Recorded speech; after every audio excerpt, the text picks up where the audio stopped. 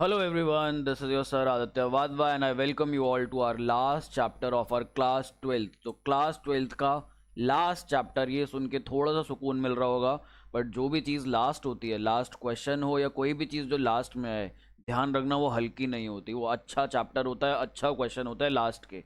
तो ये चैप्टर भी काफ़ी अच्छा है एंड कई बच्चे इसको पहले कर रहे होंगे, बुक 3 को पहले कर रहे होंगे। तो आई वुड से बुक 1 करने के बाद बुक 3 और उसके बाद बुक 2 पे फाइनली आप लोगों को जाना चाहिए, क्योंकि आपकी जो बुक 3 है वो आपके पास इंटरनल्स में भी आती है, आपके वाइवा में भी आती है और आपके टेस्ट में भी आती है। तो हमें ये तीनों चीज़ें ध्यान में रखनी है। तो हम बुक 3 जो बच्चे पहले कर रहे हैं या सेकंड नंबर पे कर रहे हैं, वेल एंड गुड। जो एंड में कर रहे हैं उनके लिए भी कोई दिक्कत नहीं है, बस ध्यान रखना जो भी करो ढंग से करो, मन से करो, शिद्दत से करो, सो दैट सब कुछ समझ में आए। सो हमारे चैप्टर का नाम है कैश फ्लो स्टेटमेंट। नाम से ही क्लियर हो गया होगा, कैश की बात होगी और साथ में एक स्टेटमेंट बनेगी। तो स्टेटमेंट बनानी होगी, स्टेटमेंट का फॉर्मेट मैं आपको दूंगा, बट स्टेटमेंट के फॉर्मेट तक पहुंचने से पहले हमारे पास काफ़ी कुछ है करने को। तो पहले समझते हैं what is a cash flow statement.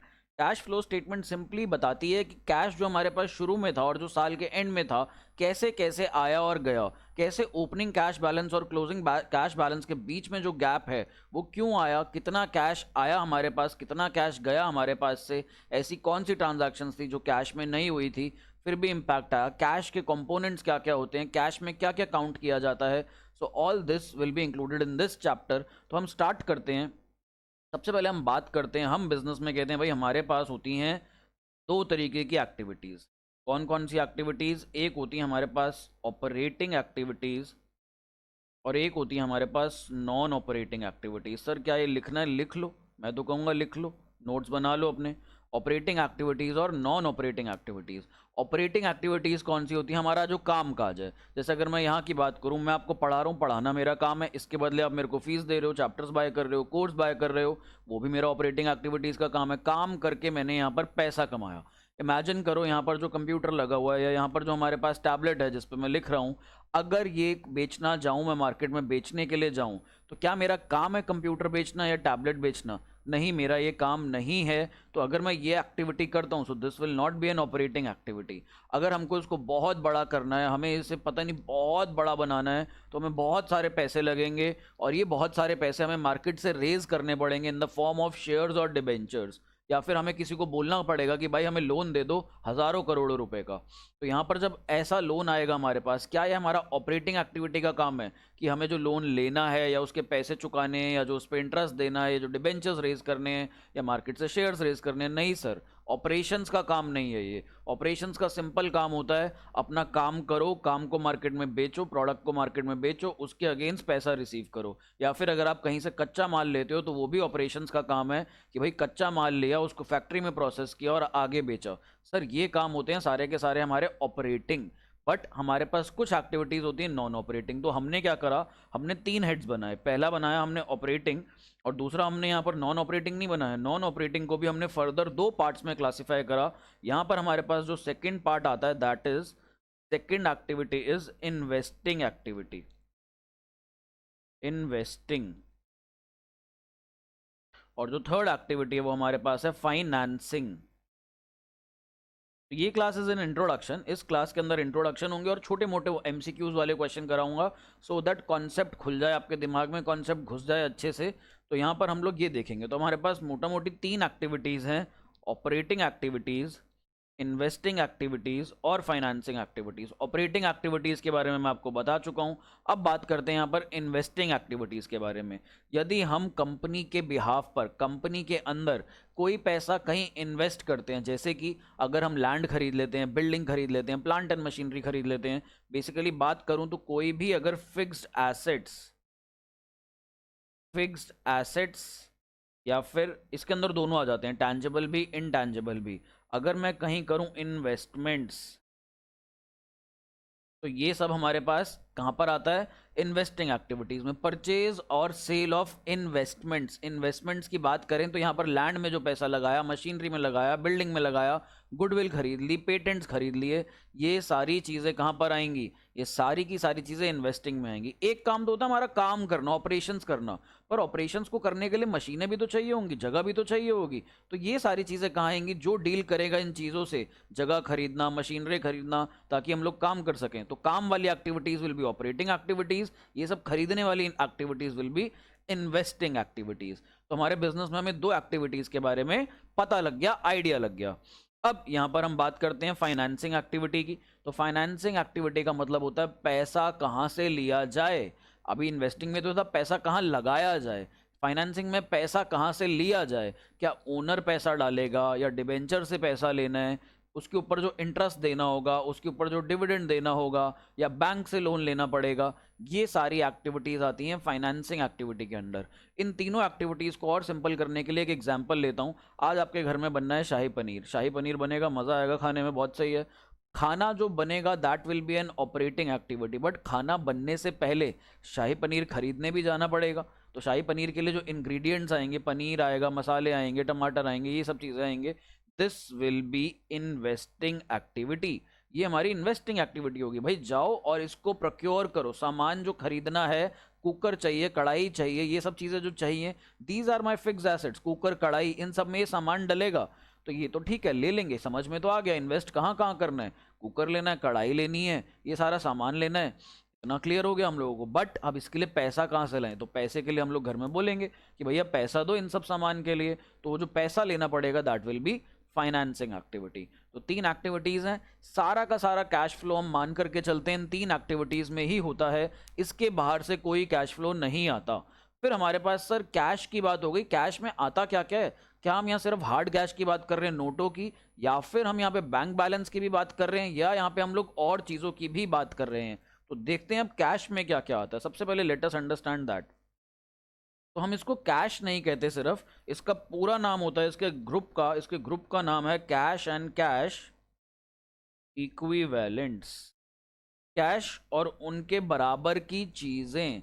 तो कैश के बराबर में क्या क्या आता है? एक तो कैश इटसेल्फ, सेकंड हमारे पास बैंक, थर्ड हमारे पास करंट इन्वेस्टमेंट्स,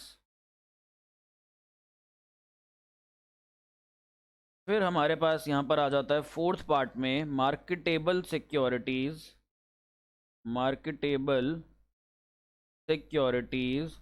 और हमारे पास क्या आता है यहाँ पर? और हमारे पास यहाँ पर एक और छोटी सी चीज़ है, सिमिलर सी चीज़ है, शॉर्ट टर्म डिपॉजिट। बता देता हूँ ये सारी चीज़ें क्या क्या होती हैं। इन सबको हम लोग कैश के बराबर मानते हैं। तो cash and cash equivalents. Cash क्या होता है? हाथ में नोट। अगर आपके हाथ में आज नोट हैं तो दैट मीन्स आपकी मार्केट में वैल्यू है, आपके पास पैसा पड़ा हुआ है कैश फॉर्म में, लिक्विडिटी फॉर्म में। तो यहाँ पर लिक्विड कैश होना इज़ वेरी इंपॉर्टेंट। कई लोगों के पास ज़मीन जायदाद होती हैं, प्रॉपर्टीज़ होती हैं, बट लिक्विड फॉर्म में कैश नहीं होता। अगर उन्हें कोई इमरजेंसी है, कोई भी दिक्कत है, तो उस टाइम प्रॉपर्टी बेचने नहीं जाएंगे, क्योंकि प्रॉपर्टी बेचने में भी टाइम लगता है। तो इमीडिएट कैश कहाँ से आया जाए, उन सोर्सेज को बोला जाता है कैश एंड कैश इक्विवेलेंट्स। तो यहाँ पर कैश आप सबको पता है, बैंक में रखा पैसा कैश के बराबर ही होता है, जब चाहे जितना चाहे निकाल लो। करंट इन्वेस्टमेंट, ऐसी इन्वेस्टमेंट जिसको अगर आज लिक्विडेट करूँ ना, आज बेचूं मार्केट में, तो आज ही या कल तक, मैक्सिमम 2 डेज के अंदर अंदर मेरे अकाउंट में पैसा आ जाएगा। मार्केटेबल सिक्योरिटीज, मार्केटेबल सिक्योरिटीज क्या होती है हमारे पास? जैसे हमारे पास कई बार कमर्शियल पेपर्स होते हैं, ट्रेजरी बिल्स होते हैं, ये सिक्योरिटीज इतनी ज़्यादा लिक्विड होती हैं कि मार्केट में जब चाहो बेच के आ सकते हो, कभी भी बिक सकती हैं ये। तो आप इनका पैसा भी मैक्सिमम 2 डेज के अंदर अंदर आपको रिसीव हो जाएगा। Short term deposit, short term deposit बोले तो 1 दिन के डिपॉजिट, 2 दिन के डिपॉजिट, 5 दिन के डिपॉजिट, इनको बीच में भी ब्रेक कर सकते हो। तो इतने लिक्विड होते हैं कि कभी भी पैसा लेना चाहो, कभी भी कैश रिसीव करना चाहो, तो आपको ईजिली मिल जाएगा, बहुत आसानी से मिल जाएगा। तो यहाँ पर शॉर्ट टर्म डिपॉजिट भी हमारे पास कैश एंड कैश इक्विवेलेंट्स का पार्ट है। तो अब आई होप हमें तीन एक्टिविटीज अपनी और कैश एंड कैश इक्विवेलेंट्स, ये आइडिया लग गया कि होता क्या है। सर अब इसमें करना क्या है? अब हमें इन तीनों एक्टिविटीज में और in cash and cash equivalents में हमें ये देखना है कि कैश आ रहा है या जा रहा है। तो यानी कि we are talking about cash inflow या फिर कैश आउटफ्लो। भाई पैसा आएगा या जाएगा? सर क्या कोई ऐसी एक्टिविटी होती है जहां पर कुछ भी ना हो रहा हो, ना तो कैश का इनफ्लो ना आउटफ्लो? कोई ऐसी ट्रांजैक्शन बता सकते हो क्या हमें? बिल्कुल बता सकता हूं। आपने मशीनरी खरीदी, आपके पास देने को कैश नहीं था, तो आपने मशीनरी के जिससे मशीनरी खरीदी वेंडर को क्या दे दिया? आपने उसे डिबेंचर्स इशू कर दिए, आपने उसे शेयर्स इशू कर दिए, या आपने उसे कोई और चीज़ उठा करके दे दी जहां पर कैश की इन्वॉल्वमेंट नहीं होती। कई बार आप भी ऐसा करते हो अपने फ्रेंड्स के साथ। आप अपने फ्रेंड्स को बोलते हो एक काम कर, तू मुझे सपोज एक एग्जांपल ले लेता हूँ। आप अपने फ्रेंड को कहते हो कि भाई तू मुझे ये पेन ड्राइव दे दे 32 GB की, 32 GB की, मैं तेरे को बदले में अपना SD कार्ड दे दूंगा 32 GB का। तो क्या यहाँ पे कैश इन्वॉल्व हुआ? यहाँ पे कैश बिल्कुल भी इन्वॉल्व नहीं हुआ। आपने उससे पेन ड्राइव ली और आपने उसको अपना SD कार्ड दे दिया। So this is a non cash transaction. और कोई होती है कि नॉन कैश ट्रांजैक्शन? आप सबको पता है डेप्रीसिएशन होता है हमारे पास, नॉन कैश एक्सपेंस। तो कई सारी ऐसी ट्रांजैक्शंस हैं जिसमें हमारे पास कैश का इनफ्लो या आउटफ्लो नहीं होता है। So this is all about inflow and outflow. Cash आया तो इनफ्लो, कैश गया तो आउटफ्लो। अब एक और चीज आ जाती है भाई, अगर हम बात करें फाइनेंसिंग कंपनीज की, ये छोटे छोटे पॉइंट्स हैं थ्योरी के, तो ये थ्योरी के पॉइंट सीख लो, एक एक नंबर में बहुत इंपॉर्टेंट है। हालांकि एमसीक्यूज में साल के दौरान कराता रहूंगा, बट अब ये फाइनेंसिंग कंपनी का जो पॉइंट है ये वाला भी इंपॉर्टेंट है। अब फाइनेंसिंग कंपनी का काम क्या होता है? फाइनेंसिंग कंपनी का काम होता है purchase and sale of investments and securities. Purchase and sale of investments and securities. भाई इसका तो काम ही है शेयर की खरीद बेच, इसका तो काम ही है डिबेंचर को खरीदना बेचना, इन्वेस्टमेंट्स करना, इन्वेस्टमेंट बेचना, लोगों को लोन देना, लोगों से लोन लेना। तो यहाँ पर हमारे पास जो फाइनेंसिंग कंपनी है, एक एग्जाम्पल ले लें, कोई एग्जाम्पल ले लो। आपके पास मन्नापुरम गोल्ड लोन करके है एक कंपनी, मुथूट फाइनेंस है, मन्नापुरम मुथूट फाइनेंस। ऐसी हमारे पास बहुत सारी फाइनेंसिंग कंपनीज होती हैं, हाउसिंग फाइनेंस कंपनीज होती हैं। तो बहुत सारी ऐसी कंपनीज हैं, इनका काम ही यही होता है पैसा देना लेना, इन्वेस्टमेंट करना। तो सर इनके केस में ऑपरेटिंग एक्टिविटीज़ कौन सी होंगी, इन्वेस्टिंग कौन सी होंगी और फाइनेंसिंग कौन सी होंगी, इसके लिए मैंने आपके लिए एक लिस्ट बनाई हुई है। चिंता मत करो, इसका फुल फ्लेजेड कोई क्वेश्चन नहीं आएगा। कैश फ्लो स्टेटमेंट का सीधा सीधा क्वेश्चन आपके पास 6 मार्क्स का आता है। तो उसको हम चैप्टर के फेस पे लिख लेते हैं यहाँ पर 6 मार्क्स। ये हमारे पास 6 मार्क्स का चैप्टर है। जो फुल फ्लेजेड क्वेश्चन आता है वो 6 मार्क्स का आता है। यहाँ पर 1 मार्कर्स तो आएंगे ही आएंगे। तो लगभग लगभग ये आपका 7 से 8 नंबर का 8 नंबर का चैप्टर बन जाता है ये इजीली। बुक 3 आपकी 20 नंबर की आ रही है, तो उसमें 8 नंबर की वेटेज आप मान के चलना कैश फ्लो स्टेटमेंट की है। तो अब इधर हमारे पास परचेज एंड सेल ऑफ, अच्छा इसकी हम आपको बता रहा था फाइनेंसिंग कंपनी का। तो ये 1 मार्कर का क्वेश्चन डेफिनेटली 100% आएगा कि बताओ which of the following activities are operating, investing और financing activities for a financial company. भाई फाइनेंशियल कंपनी की ऑपरेटिंग एक्टिविटीज क्या होंगी?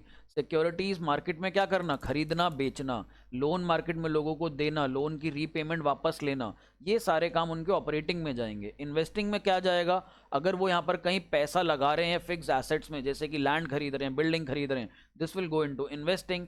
फाइनेंसिंग में देखो यहाँ पर फाइनेंसिंग एक्टिविटीज, चलो मैं पहले आप लोगों को पीडीएफ दिखाता हूँ जहाँ पे मैंने आपके लिए सेपरेट आउट किया हुआ है। तो ये हमारे पास है फाइनेंशियल कंपनी के लिए, ये पीडीएफ जो है चैप्टर के अंदर ऑलरेडी इंक्लूडेड है, एंड में आप देख लेना, आपको डेफिनेटली मिल जाएगा वहाँ पर। तो यहाँ पर बोलता है कि ऑपरेटिंग एक्टिविटीज़ में परचेज ऑफ शेयर्स, अगर ये कंपनी शेयर खरीदती है तो इसका काम है शेयर्स खरीदना, उनको बेचना, तो this will be an operating activity. फिर same way purchase of debenture, loan and advances given, loan देना, यहाँ पर receipts of loan and advances, जो हमने लोन दिए थे उसका पैसा वापस लेना। सेल ऑफ शेयर्स, जो शेयर्स खरीदे थे अब बेचेंगे भी, जो डिबेंचर्स खरीदे थे वो भी बेचेंगे, तो ये भी ऑपरेटिंग है। डिविडेंड मिल रहा है, इंटरेस्ट मिल रहा है, अगर नॉर्मल केस में डिविडेंड या इंटरेस्ट मिलता तो कहाँ पर जाता? सर इन्वेस्टिंग एक्टिविटी में जाता। अगर हमने कहीं के डिबेंचर्स खरीदे होते, शेयर्स खरीदे होते, तो हमने इन्वेस्टमेंट करी होती। इन्वेस्टमेंट के ऊपर जो भी रिटर्न मिलता वो किधर जाता हमारे पास? वो जाता हमारे पास इन्वेस्टिंग एक्टिविटीज में ही। अब यहाँ पे नहीं जाएगा। अब इधर कहता है परचेज या sale of investment, payment of salaries, bonus etcetera.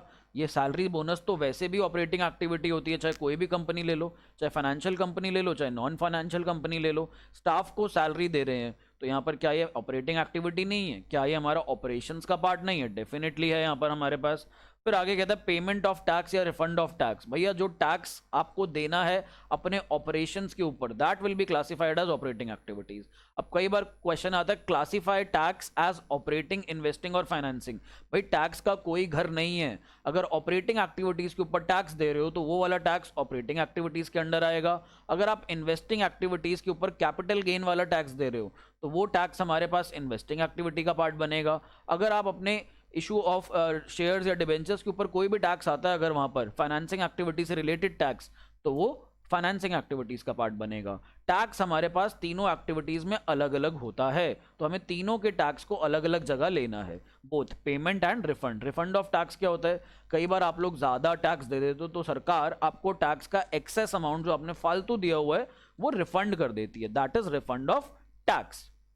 अब बात करते हैं भाई इनका फाइनेंशियल कंपनीज की इन्वेस्टिंग एक्टिविटीज क्या क्या होंगी। सर आप तो कह रहे हो अगर ये शेयर्स खरीदें या ये डिबेंचर्स खरीदें तो वो ऑपरेटिंग में जाएगा, तो इन्वेस्टिंग में क्या जाएगा। देखो गिनी चुनी 4 एक्टिविटीज हैं यहाँ पर। कहते हैं purchase of goodwill, patents, copyright. अगर हम गुडविल खरीदते हैं मार्केट में, किसी कंपनी का नाम खरीद लिया, कोई पेटेंट खरीद लिया हमने, हमें कोई डिज़ाइन पसंद आ गया, हम कहते हैं भाई ये डिज़ाइन अब हम भी यूज़ करेंगे। और फिर हमारे पास कॉपीराइट्स, भाई हमने कोई कॉपीराइट्स ले लिए। फिर आगे कहता है purchase of fix assets, tangible. Tangible fix assets जो होते हैं जो हम टच और देख सकते हैं, which can be touched and seen, तो इनको हम लोग कहेंगे fixed assets tangible. Land, machinery, building, plant, अगर ये सब चीजें खरीद रहा हूं this will also go under investing activities. फिर आगे बात करते हैं सेल ऑफ फिक्स एसेट्स, अगर इन्हीं फिक्स एसेट्स को हम बेच दें तो this will also be a part of हमारे पास इन्वेस्टिंग एक्टिविटी। फिर हम रेंट रिसीव, अगर हमने कोई बिल्डिंग दे रखी है किराए पर और उसका रेंट आ रहा है हमारे पास, that will also be a investing activity का पार्ट, क्योंकि ऑपरेटिंग एक्टिविटी का पार्ट नहीं है ना, हमारा काम नहीं है ना बिल्डिंग बेचना खरीदना, हमारा काम है नॉर्मली अपने फाइनेंसेस को संभालना, फाइनेंशियल एक्टिविटीज को देखना। फिर सर फाइनेंशियल कंपनीज के लिए फाइनेंसिंग एक्टिविटीज क्या होंगी, देखो ये पॉइंट बताना चाह रहा था मैं, ये बड़ा इंपॉर्टेंट पॉइंट है। फाइनेंशियल एक्टिविटीज या फिर financing activities in case of financial companies,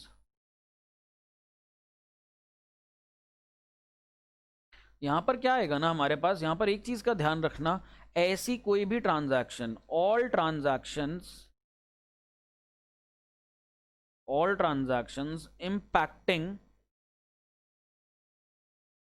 the capital structure, all transactions impacting the capital structure. Capital structure बोले तो डेट और इक्विटी, यानी कि नॉन करंट लायबिलिटीज, अगर और ज्यादा डिस्क्रिप्टिव जाना चाहते हो तो नॉन करंट लायबिलिटीज और शेयर होल्डर्स फंड्स। अगर कोई भी ऐसी एक्टिविटी आ रही है जो इनके कॉम्पोजिशन में चेंज ला रही है, मेरे डेट को या मेरे इक्विटी को कम या ज्यादा कर रही है, तो that activity will always be considered as financing activity. Sir example दो, देखो यहां पर अगर हम बात करें ऑपरेटिंग एक्टिविटीज में, अगर मैं इधर लेकर के जाऊं स्क्रीन को, तो ऑपरेटिंग एक्टिविटी में सबसे पहले लिखा है purchase of share, purchase of debenture. ये मैं अपनी कंपनी के शेयर नहीं खरीद रहा, मार्केट में सपोज हमारी कंपनी का नाम है टाटा मोटर्स, मैं मार्केट में रिलायंस के शेयर्स खरीद रहा हूं, तो ये यहाँ पर अपनी कंपनी की बात नहीं कर रहा हूं मैं, इधर मैं बात कर रहा हूं दूसरी कंपनी के शेयर्स खरीदने की, तो मेरी कैपिटल स्ट्रक्चर में कोई चेंज नहीं आ रहा। मेरे लिए ये purchase of share, purchase of debenture क्या है, एसेट है, ये मेरे लिए इन्वेस्टमेंट है, मेरी अपनी कंपनी के शेयर या डिबेंचर में इससे कॉम्पोजिशन में चेंज नहीं आ रहा, प्लीज समझना। अगर हम यहाँ पे मुथूट फाइनेंस हैं,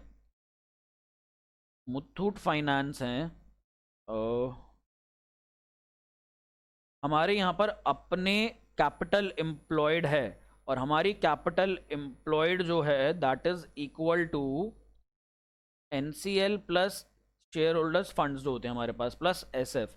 अब मैं मार्केट में जाता हूं और मैं मार्केट में जाकर के रिलायंस के शेयर्स परचेज कर लेता हूं, तो क्या इससे मुथूट फाइनेंस के कैपिटल एम्प्लॉयड पे या कैपिटल स्ट्रक्चर पे कोई फर्क पड़ रहा है? सर कोई इंपैक्ट नहीं आ रहा भाई, ये तो अनअफेक्टेड है ना। अगर मार्केट में जाके हम रिलायंस के शेयर्स खरीद लें, तो यहां पर प्लीज ध्यान रखना, purchase of share, purchase of debenture को नहीं लेते हम फाइनेंसिंग एक्टिविटीज में फॉर अ फाइनेंशियल कंपनी। जबकि मैंने आपको क्या लिखवाया, प्लीज इस चीज को गौर से देखो, all transaction impacting the capital structure, हमारी कंपनी के कैपिटल स्ट्रक्चर को जो जो ट्रांजैक्शंस इंपैक्ट करेंगी those will be known as यहां पर फाइनेंसिंग एक्टिविटीज। अब एक बार देखते हैं कौन कौन सी ऐसी एक्टिविटीज हैं। पेमेंट ऑफ डिविडेंड, अपने एग्जिस्टिंग शेयर होल्डर्स को डिविडेंड दे रहा हूँ, एग्जिस्टिंग डिबेंचर होल्डर्स को जिन्होंने मेरी कंपनी में पैसा लगाया हुआ है, जिनसे मैंने पैसा रेज किया हुआ है, उन्हें इंटरेस्ट पेमेंट दे रहा हूँ। क्यों दे रहा हूँ? क्योंकि मैंने फाइनेंसेस ले रखे हैं ना इन लोगों से मैंने पैसे ले रखे हैं, तो इनको हमें डिविडेंड इंटरेस्ट जो भी देना है इस पैसे से रिलेटेड ट्रांजैक्शन है, so this will be a financing transaction. आगे कहता है proceed from issue of shares, अपनी कंपनी में और शेयर्स इशू करवा रहा हूं और पैसा रेज कर रहा हूं। अभी मेरे पास मार्केट से मैंने रेज किया हुआ था 80 करोड़ रुपए, 20 करोड़ और रेज कर रहा हूं, शेयर होल्डर्स को बुला रहा हूं, आओ मेरी कंपनी में पैसा लगाओ, मेरी कंपनी के शेयर्स ले जाओ। तो शेयर होल्डर्स के लिए इन्वेस्टिंग एक्टिविटी, हमारी कंपनी के लिए फाइनेंशियल एक्टिविटीज, क्योंकि हम लोग यहां पर फंड्स बोरो कर रहे हैं। Proceeds from issue of debentures same way. Bank overdraft, पैसा लो चाहे पब्लिक से, पैसा लो चाहे बैंक से, कोई फर्क नहीं पड़ता। बैंक ओवरड्राफ्ट शॉर्ट टर्म होता है बट ये भी फाइनेंशियल एक्टिविटीज का पार्ट होता है। कैश क्रेडिट, कैश का कुछ उधार ले लिया किसी से, तो कैश क्रेडिट और बैंक ओवरड्राफ्ट सिमिलर चीज होती हैं। कैश का उधार लेना is also a financing activities. मेरे पास कैश नहीं था, मैंने बाहर किसी से बोरो किया और अपनी कंपनी में लगा दिया यूज करने के लिए, दैट मीन्स फाइनेंस करवा रहा हूं मैं। आप जाते हो ना मोबाइल खरीदने, वॉशिंग मशीन खरीदने, रेफ्रिजरेटर खरीदने, तो वहाँ लिखा होता है फाइनेंस करवाएं। फाइनेंस करवाएं का क्या मतलब होता है? वहाँ मतलब होता है आप हमसे अभी उधार ले लीजिए और किस्तों में पे करते रहिए। तो कैश क्रेडिट भी क्या है, हम लोग उधार ले रहे हैं यहाँ पर।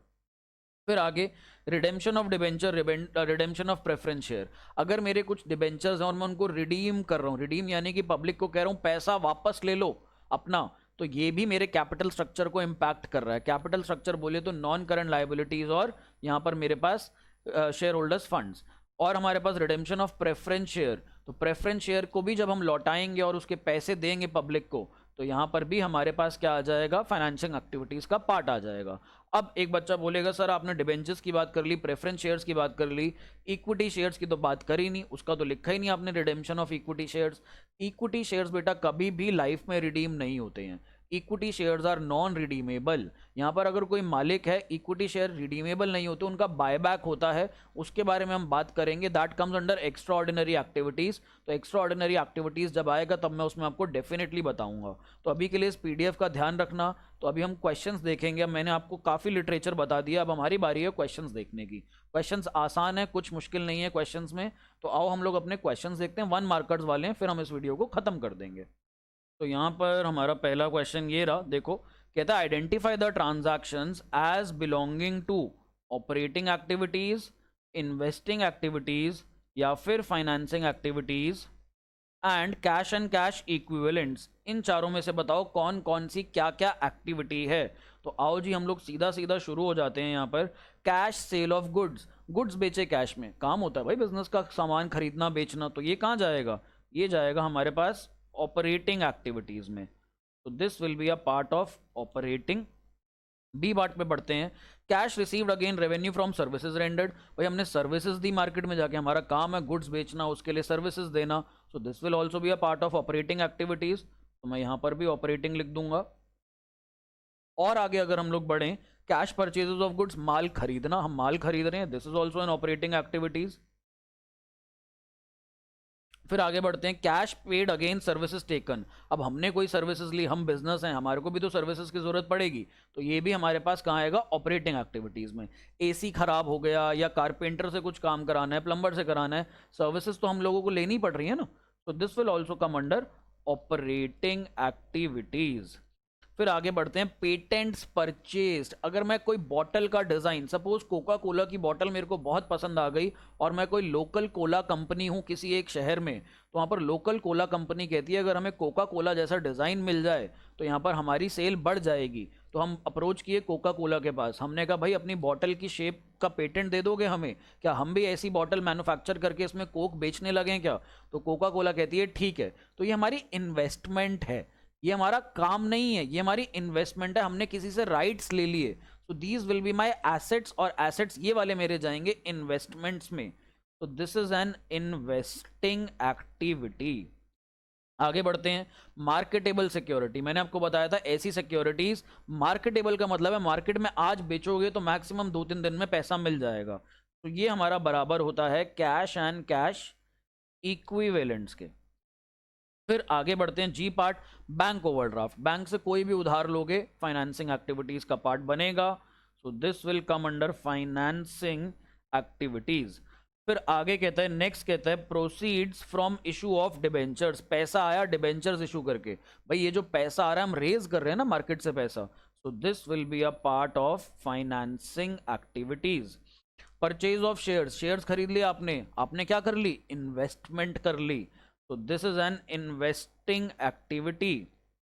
अब यहां पर लिखा नहीं ऊपर फाइनेंशियल कंपनी के लिए कर रहे हैं या नॉन फाइनेंशियल कंपनी के लिए कर रहे हैं। अगर क्वेश्चन आएगा बताओ कौन कौन सी एक्टिविटीज यहां पे फाइनेंशियल कंपनी के लिए हैं, तो यहां पर ऊपर लिखा होगा ऑलरेडी। जब तक लिखा नहीं है वी टेक एन अजम्पशन कि क्वेश्चन जो भी आ रहा है नॉन फाइनेंशियल कंपनी के लिए आ रहा है, जैसे कि अंबुजा सीमेंट या कोई भी आपका सेरेलैक, बॉर्नवीटा, किसी भी ऐसी कंपनी के लिए आ रहा है जो फाइनेंशियल एंटरप्राइज नहीं है। अगर कोई फाइनेंशियल एंटरप्राइज वाली कंपनी के लिए होता तो क्वेश्चन में लिखा होता, तब हमारी एक्टिविटीज चेंज हो जाएंगी और आगे ऐसा क्वेश्चन आएगा।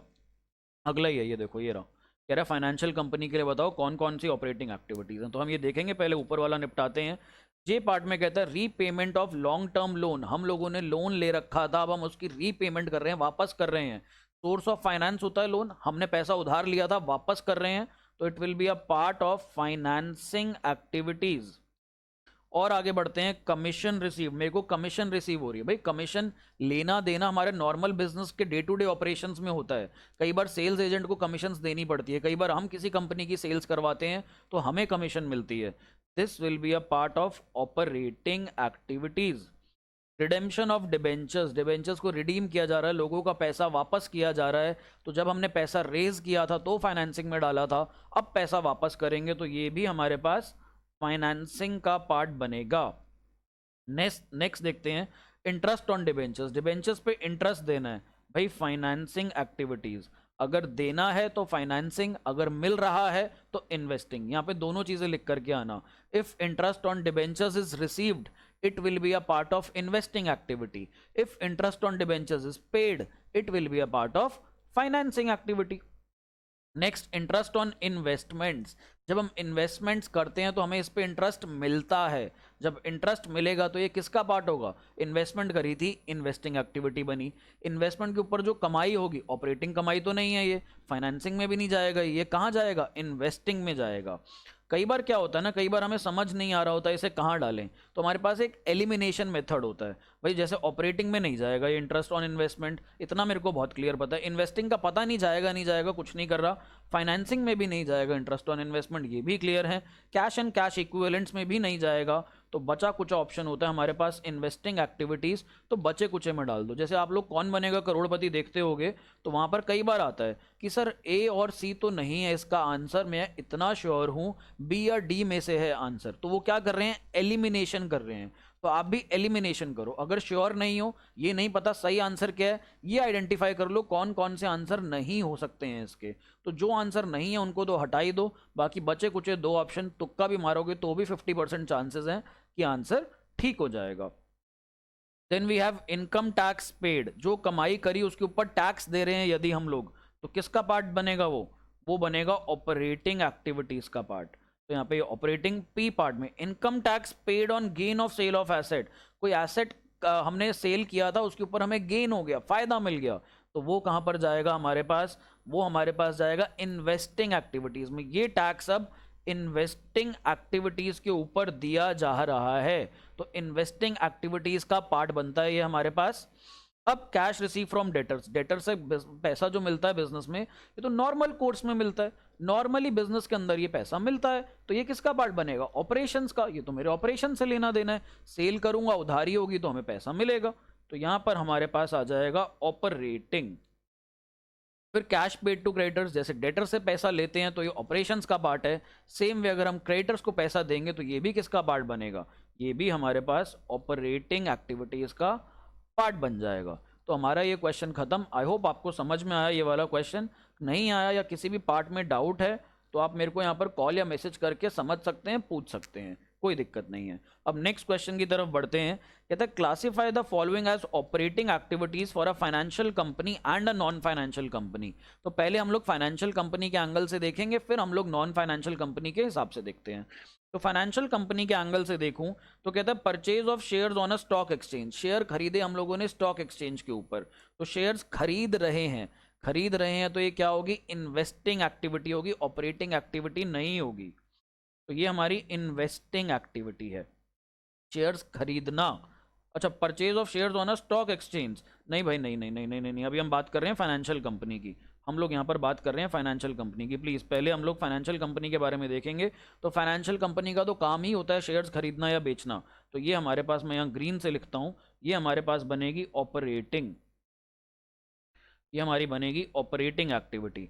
फिर बात करते हैं हम लोग डिविडेंड रिसीव्ड ऑन शेयर्स। अब हम लोगों को अगर कोई भी डिविडेंड मिलेगा इन शेयर्स के ऊपर, ये भी कहाँ जाएगा, ये भी हमारे पास जाएगा यहाँ पर ऑपरेटिंग एक्टिविटी के अंडर। इधर देखो आप लोग, जो मैंने आपको ये पीडीएफ दिखाया था फाइनेंशियल कंपनीज के लिए, तो परचेज ऑफ शेयर सबसे पहला, ये देखो, ये हमारे पास ऑपरेटिंग का पार्ट, और डिविडेंड रिसीव्ड ये भी हमारे पास किसका पार्ट बनेगा, ऑपरेटिंग एक्टिविटी का पार्ट बनेगा। फिर हम लोग और आगे बढ़ते हैं, डिविडेंड पेड ऑन शेयर्स। अब हम डिविडेंड दे रहे हैं तो नहीं बनेगा।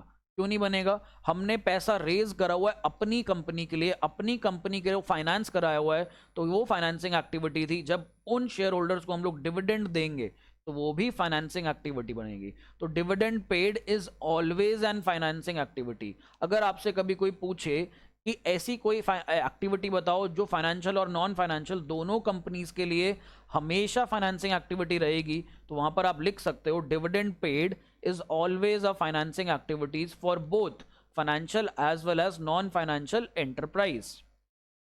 तो यहां पर इसको मैं रेड में लिख देता हूं, ये हमारे पास फाइनेंसिंग एक्टिविटी है। हमें निकालनी है ऑपरेटिंग, तो जो निकालनी है मैं वो ग्रीन में बता रहा हूँ आपको ऑपरेटिंग, जो बाकी एक्टिविटीज़ हैं उसको मैं रेड में लिख दूंगा। लोन्स गिवन, लोन देना, क्या ये फाइनेंशियल कंपनी का काम होता है, बिल्कुल होता है सर, फाइनेंशियल कंपनी का काम ही यही है लोगों को लोन देना।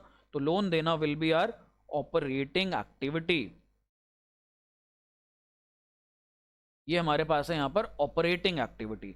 और आगे बढ़ते हैं, लोन लेना, लोन लेना नहीं होता काम। लोन अगर हम ले रहे हैं तो यानी कि हम खुद की कंपनी को फाइनेंस कर रहे हैं, और खुद की कंपनी को फाइनेंस कर रहे हैं, तो this will be a financing activity.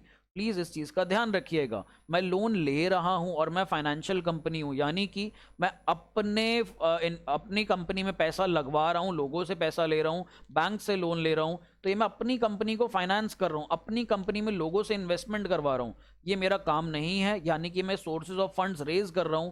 This will be a part of financing activity, not a part of operating activities.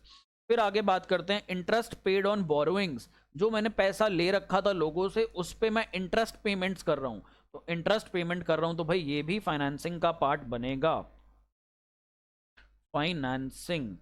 अब यहां पर हम लोगों ने ऑपरेटिंग एक्टिविटीज निकाली, और 3 ऑपरेटिंग एक्टिविटीज आई हमारे पास, ए पार्ट, बी पार्ट और डी पार्ट, ये 3 हमारे पास फाइनेंशियल कंपनी के लिए ऑपरेटिंग एक्टिविटीज हैं।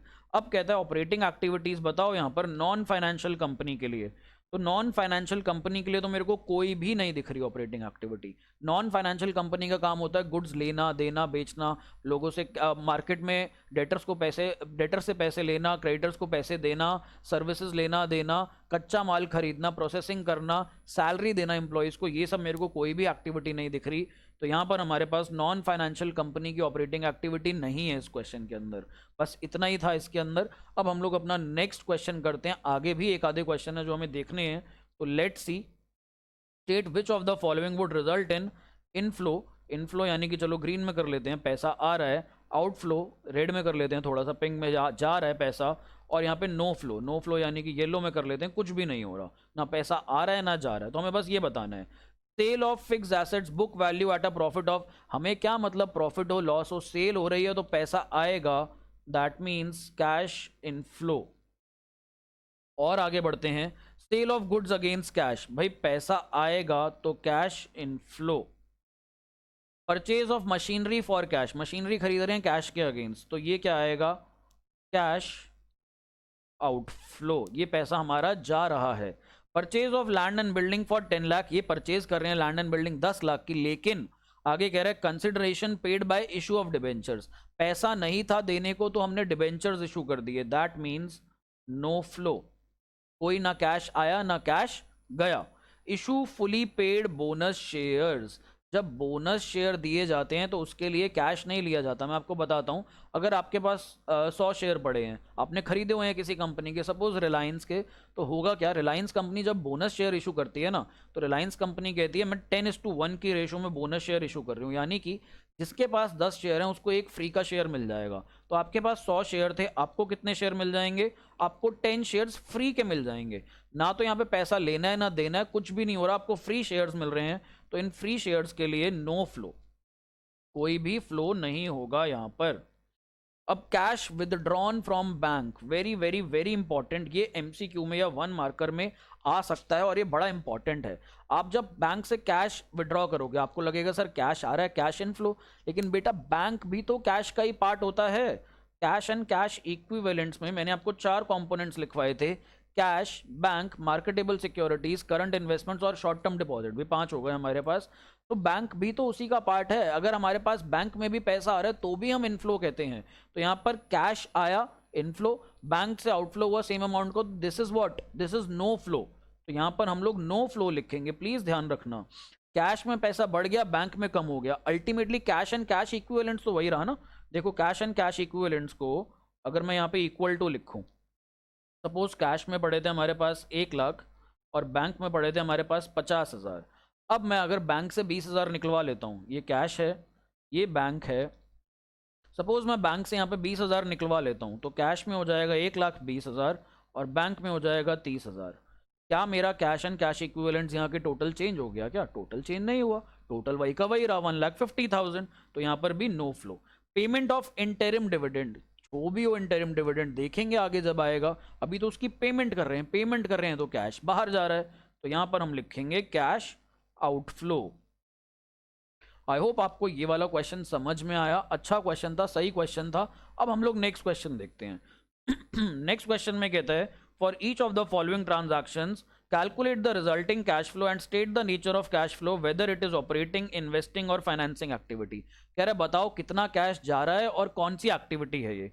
Acquired machinery for 2.5 lakh by paying 20% by cheque, यानी कि 50,000 दिए गए, 1/5 पैसा, 20% पैसा दिया गया चेक से, यानी कि बैंक अकाउंट से 50,000 हो जाएगा। And executing a bond for the balance payable, बाकी पैसों के लिए हमने एक बॉन्ड बना करके दे दिया कि भाई कैश नहीं है, बाकी का ये बॉन्ड रख लो, हम इसके आपको मार्केट में पैसे मिल जाएंगे, बाद में मिल जाएंगे कभी, या जब बॉन्ड वापस करोगे 3 साल 4 साल बाद तो हम इसके पैसे दे देंगे। तो अभी हम क्या दे रहे हैं, अभी हम यहाँ पर 50,000 कैश दे रहे हैं, तो 50,000 कैश आउटफ्लो हो रहा है हमारा ये। और ये कौन सी एक्टिविटी का पार्ट होगा, एक्वायर्ड मशीनरी, मशीनरी खरीद रहे हैं तो ये हमारा इन्वेस्टिंग एक्टिविटी का पार्ट बन जाएगा। यहाँ पर मशीनरी खरीदना इज एन इन्वेस्टिंग एक्टिविटी। अब और आगे बढ़ते हैं, paid 2,50,000 to acquire shares in Informa Tech Limited and received a dividend of 50,000 after acquisition.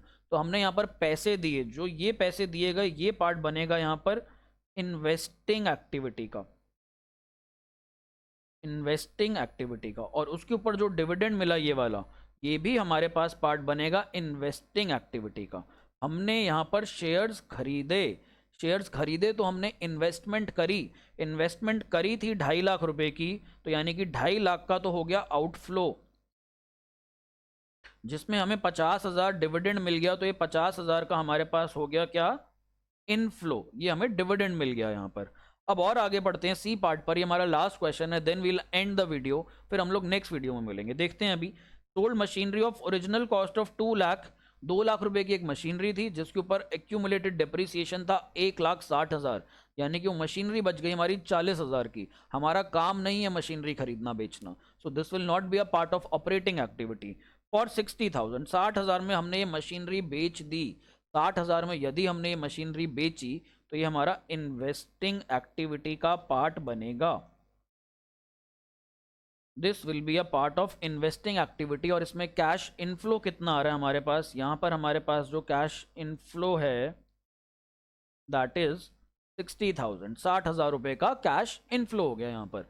तो that's all in this video. I hope मैं आपको एक इंट्रोडक्शन में बड़ा अच्छा आइडिया दे पाया हूं कि कैश फ्लो स्टेटमेंट के अंदर कैसे कैसे 3 एक्टिविटीज हैं, ऑपरेटिंग, इन्वेस्टिंग, फाइनेंसिंग और कैश एंड कैश इक्विवेलेंट जो चौथी चीज़ है, एडिशनल चीज़ है, वो क्या होती है। और मैं आपको कुछ क्वेश्चन से थोड़ी बहुत नॉलेज, थोड़ा बहुत आपके दिमाग में एक इनकलकेट कर पाया हूँ कि इस चैप्टर में आगे होने क्या वाला है। मज़ा आएगा, काफ़ी अच्छा चैप्टर है, ग्रेजुएशन, पोस्ट ग्रेजुएशन सब जगह चलता है। कंपनीज अपनी फाइनेंशियल रिपोर्टिंग में भी इसको देती हैं, कैश फ्लो स्टेटमेंट को। So I hope you enjoyed this video. I'll see you in the next one. Bye bye. Take care.